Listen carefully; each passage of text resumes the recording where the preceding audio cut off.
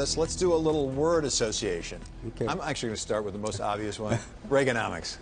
It would have worked if it had been tried. Unfortunately, It was mainly proposed and not very much implemented. We had way too much increase in defense. It put the budget into deep red ink. We had a tax cut that we couldn't hold. We didn't really shrink the welfare state. We deregulated energy, but not a lot else.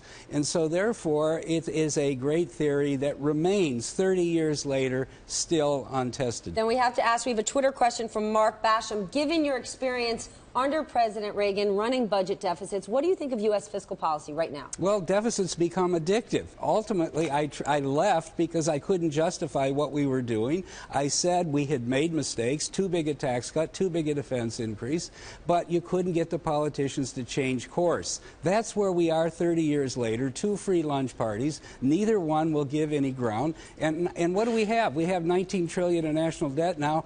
At that time, in 1981, we had $1 trillion. That's where we've come. With a twist of free money thrown in. Talk about addiction. Yes. 8 years of free money. Well, that makes it even worse because now the politicians think that more or less the debt is free. The weighted average cost on that $19 trillion is 1.75%.